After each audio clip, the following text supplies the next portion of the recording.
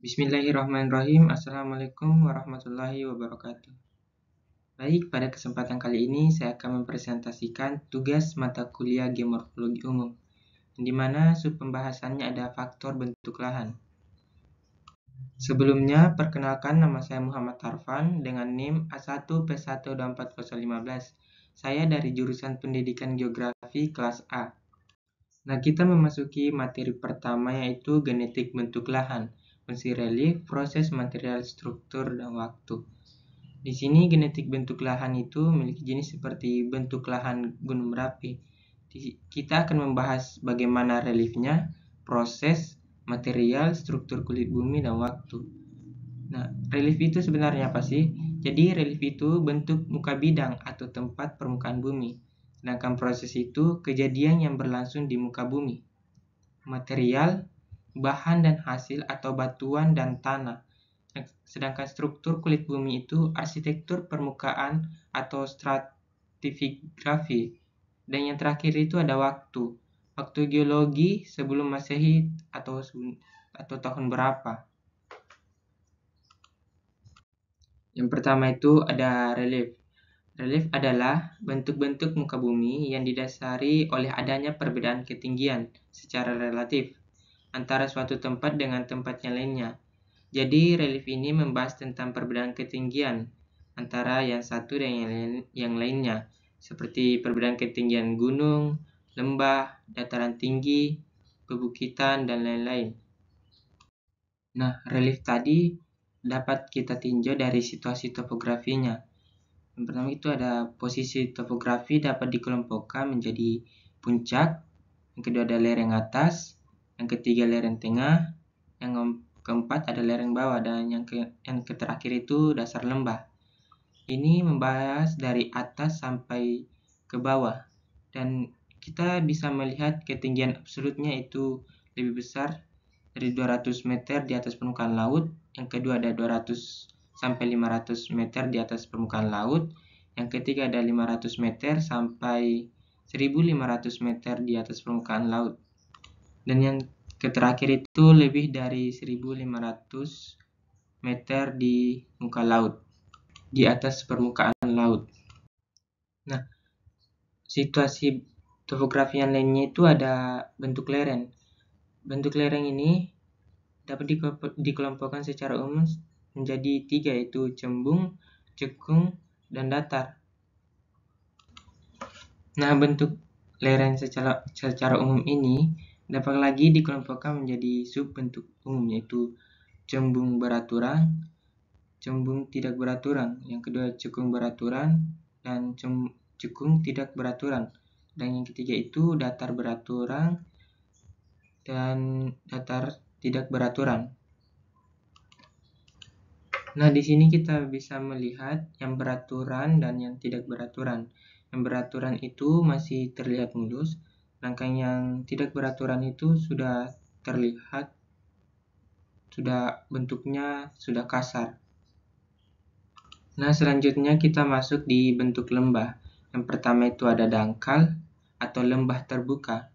Ada yang kedua itu bentuk U halus, U bentuk tajam, V bentuk halus, dan V bentuk tajam. Di sini terdapat gambar yang dimana kita bisa mengetahui bentuk V itu bagaimana, bagian tengah lembah berbentuk U itu yang mana, bagian hilir lembah berbentuk U itu yang mana. Di sini kita bisa memperhatikan gambar dan sudah terdapat petunjuk agar kita bisa mengetahui berbentuk V yang mana, berbentuk U yang mana. Nah, yang selanjutnya itu ada hubungan relief, lereng, beda tinggi. Dan untuk unik relief yang pertama itu ada datar atau rata. Kriteria kemiringannya itu datar, hampir datar. Lerengnya itu 0 sampai 2%. Kan beda tingginya lebih tinggi 5 meter. Dan yang kedua itu unik reliefnya berombak. Kriteria kemiringannya itu landai dan lerengnya itu sekitar 3 sampai 7%. Tingginya itu 5 sampai 50 meter. Dan yang ketiga ada bergelombang. Kriteria kemiringannya ada miring. Lerengnya itu 8-13%. Ketinggiannya 25-75%. Dan yang keempat ada berbukit, agak curam, 14-20%, 50-200 meter. Dan ada bergunung, kriteria kemiringannya itu curam, yang dimana lerengnya terdapat 21% sampai 55%. Ketinggiannya itu sekitar 200-500 meter. Dan yang keenam itu ada bergunung curam. Kriteria kemiringannya itu sangat curam, yang dimana lerengnya itu 56-140%. Dan beda tingginya itu 500-1000 meter. Dan yang ketujuh itu bergunung terjal.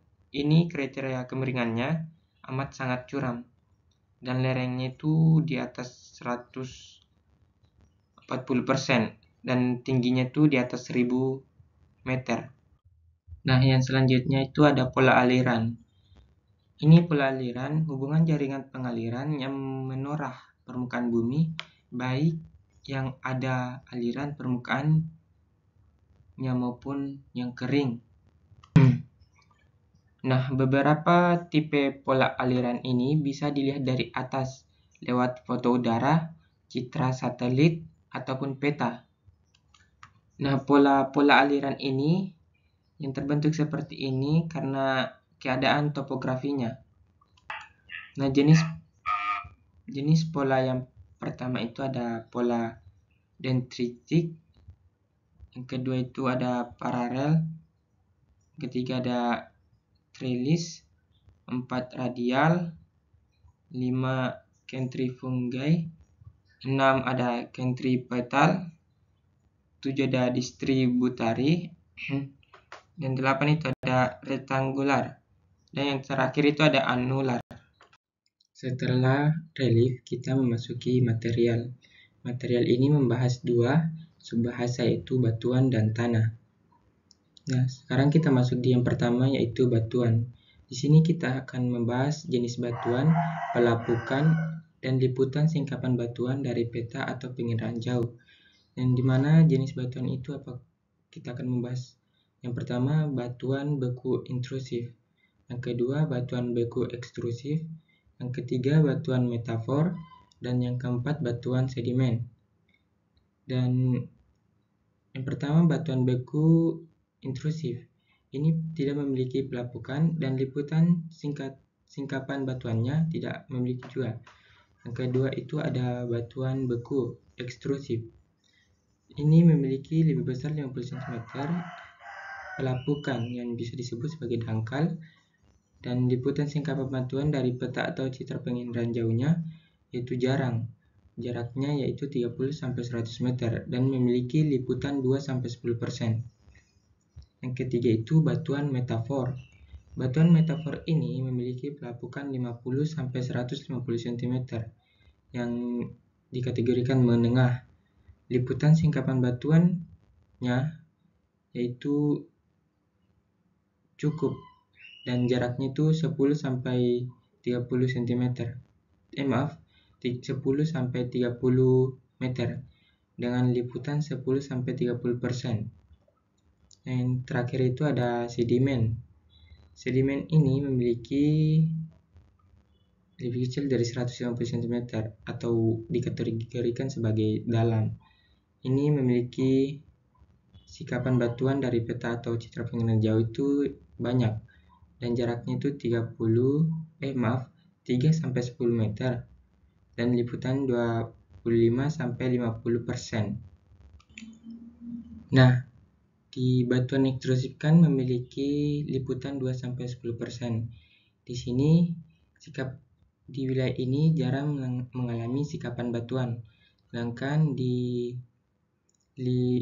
liputan 50-90%, di mana wilayahnya ini sering terjadi atau sering mengalami sikapan batuan. Nah, material kedua itu ada tanah. Di sini ada ketebalan tanah, ketebalan regolit, dan sifat tanah. disatukan menjadi horizon tanah. Horizon tanah adalah lapisan yang sejajar dengan bentuk permukaan tanah yang sifatnya fisik, kimia, dan biologi. Fisika tanah itu ada tekstur, struktur, kembang kerut, permeabilitas, dan warna. Dan biologi tanah itu ada bahan organik serta organisme. Serta kimia tanah ada kandungan bahan kimia dan kapasitas tukar kation. Tanah dan batuan ini penting dalam membahas bentuk lahan karena tanah dan batuan dapat menggambarkan proses bentuk lahan pada masa lampau dan masa kini. Nah, yang selanjutnya itu materinya proses. Nah, proses adalah semua gaya yang mengakibatkan perombakan bentuk muka bumi oleh tenaga eksogen, sehingga memungkinkan terjadinya stadium muda, dewasa, dan tua di permukaan bumi. Di sini kita membahas tentang tenaga eksogen yang pertama itu ada erosi. Erosi adalah terlepasnya partikel tanah, berangkutan, dan terendapan.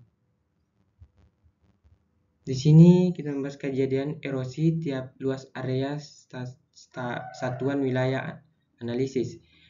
Jika kita ingin melihat kejadian erosi, kita menggunakan peta atau citra penginderaan jauh. Jika di bawah 25% luas areanya itu tanpa erosi, dan jika 25-50% luas areanya itu memiliki erosi ringan. Dan jika 50-75% luas areanya disebut sebagai erosi sedang. Dan jika lebih dari 75% luas areanya itu mengalami erosi berat. Nah, ini erosi yang disebabkan oleh air meliputi 3 tahap, yaitu tahap pelepasan partikel tunggal dari massa tanah. Yang kedua, tahap pengangkutan oleh media yang erosif seperti aliran air dan angin. Yang ketiga itu tahap pengendapan pada kondisi di mana energi yang tersedia tidak cukup lagi untuk mengangkut partikel. Yang pertama itu tahapan pelepasan partikel ini terjadi karena adanya hantaman air hujan yang memiliki energi. Dan yang kedua itu tahapan mengangkut oleh media erosif seperti aliran air dan angin. Ini karena adanya aliran air yang mengalir sehingga terjadi pengangkutan atau ada angin yang meniup kencang sehingga terjadi pengangkutan juga. Nah, yang ketiga itu pengendapan. Pada pengendapan ini kondisi di mana energi yang tersedia tidak cukup lagi untuk mengangkut partikelnya dan terjadilah pengendapan. Nah, yang selanjutnya itu ada gerakan massa. Gerakan massa ini sering juga kita sebut sebagai longsor. Jadi gerakan massa ini adalah perpindahan massa tanah atau batu dari kedudukannya semulai terganggunya kestabilan lereng yang disebabkan gravitasi dan air sebagai agen yang mengangkutnya. Di sini ada tipe aliran yang bisa kita lihat dari gambar. Posisi awalnya itu ada di atas dan meluncur. Ini terjadi karena adanya air. Yang kedua itu ada gambar jatuhan. Posisi awalnya batu di tebing jurang.